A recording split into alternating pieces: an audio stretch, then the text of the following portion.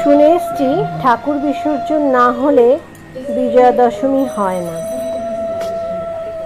বিসর্জন হয়ে গেছে, সকলকে জানাই শুভ বিজয়া। সবাইকে জানাই প্রীতি ও শুভেচ্ছা, বড়দের প্রণাম, ছোটদের অনেক ভালোবাসা। আর বন্ধুরা সবাই ভালো থেকো, সুস্থ থেকো। আজকে দুর্গাপুজোর শেষ দিন, বিজয়া দশমী, সবাই ভালো থাকবে। আজকে আমার ছেলের বউয়ের সাথে আমি গিয়েছিলাম ঠাকুর বরণ করতে। তো আমার ছেলে নতুন বিয়ে হয়েছে, ওর নাম হচ্ছে শাহানা। বাগানে দেখো ফুল হয়েছে, বাগান থেকে ফুল তুলে নিলাম। ছাদের গাছে দুটো জবা ফুল হয়েছে, জবা ফুল পেরে নিলাম ঠাকুরকে দেব বলে। আর বরণডালা সাজিয়ে নিয়েছি ধান, দুব্বো, সুপারি, তারপরে ধান, পান, সিঁদুর আর মিষ্টি। এইসব নিয়ে উমা চললো বরণ করতে। উমাকে কি বিপদ, উমাকে কি করে বরণ করবে সেটা কেউ বোঝে না।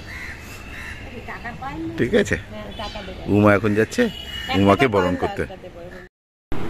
শাহানা মাকে বরণ করবে, সিঁদুর খেলবে বলে এই শাড়িটা কিনেছে। আয়ুষ ওকে শাড়িটা কিনে দিয়েছে, ভীষণ সুন্দর লাগছিল ওকে দেখতে, তাই না? এবছর বিয়ের পর শাহানার ঠাকুর বরণ করা প্রথমবার, তাই এই নতুন শাড়িটা কিনে দেওয়া হয়েছে ওকে। আয়ুষ কিনে দিয়েছে আমার ছেলে, তা আমরা সবাই মিলেই পছন্দ করেছি। শাড়িটা খুব সুন্দর লাগছিল ওকে পরে। আর এই ঠাকুরের সিঁদুর খেলা, বরণ করা, এটা তো আমাদের বাঙালিদের একটা চিরকালীন প্রথা, আর ভীষণ সুন্দর লাগে এই ব্যাপারটা। বাঙালিদের মেয়েরা পুজোর সময় বাপের বাড়িতে আসে, তারপরে শ্বশুরবাড়িতে চলে যায়, তখন মার মন খারাপ হয়ে যায়। যারা কাছাকাছি থাকে, যেরকম শাহানার মা কাছেই থাকে, ও রেগুলার যায়, তাও কিন্তু মায়ের কষ্টই হয় মেয়ে যখন শ্বশুরবাড়িতে চলে যায়, তাই না? এবার তোমাদের বলি দশমীকে বিজয়া বলা হয় কেন।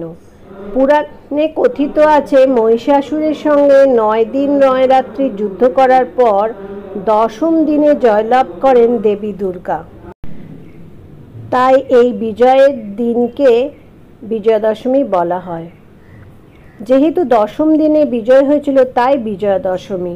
তবে উত্তর আর মধ্য ভারতে এই দিনে যে দশেরা উদযাপিত হয় তার তাৎপর্য কিন্তু একটু আলাদা। বাল্মীকি রচিত রামায়ণে কথিত আছে আশ্বিন মাসের শুক্লাপক্ষে দশমী তিথিতেই নাকি রাবণকে বধ করেছিলেন শ্রীরামচন্দ্র।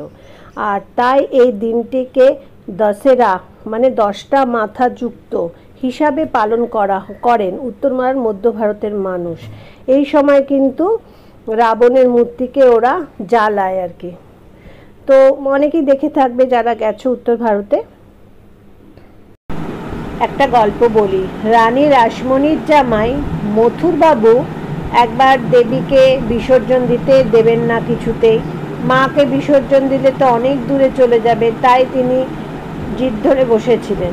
তখন রামকৃষ্ণদেব তাকে বুঝিয়েছিল, এতদিন মা দালানে বসে পুজো নিচ্ছিলেন, এখন মা মনের মধ্যে পুজো নেবেন রোজ প্রতিনিয়ত। এই বলে বোঝানোর পর মথুরবাবু বুঝেছিলেন আর তিনি অনুমতি দিয়েছিলেন বিসর্জনের। কত গল্প আছে, তাই না?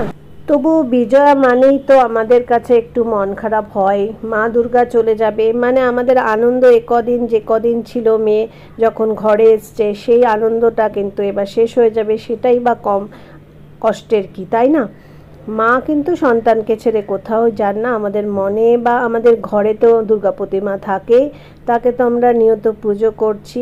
বাঙালিদের রীতি অনুযায়ী আমরা সিঁদুর খেলা করি, আর সধবারা আরেকজন সধবাকে সিঁদুর, পান, সুপারি এগুলো দেয়। তবে মা আবার আমাদের কাছে ফিরে আসবেন, বারবার ফিরে আসেন, কারণ সন্তানদের ছেড়ে মা কখনোই থাকতে পারে না। আবার এসো মা, এটাই হচ্ছে বিজয়া দশমীর সব মেয়েদের কথা। একরাশ বিষণ্ণতা মন নিয়ে কিন্তু সকলকে জানাই শুভ বিজয়া। সকলে ভালো থাকুন, সুস্থ থাকুন আর আনন্দে মেতে উঠুন।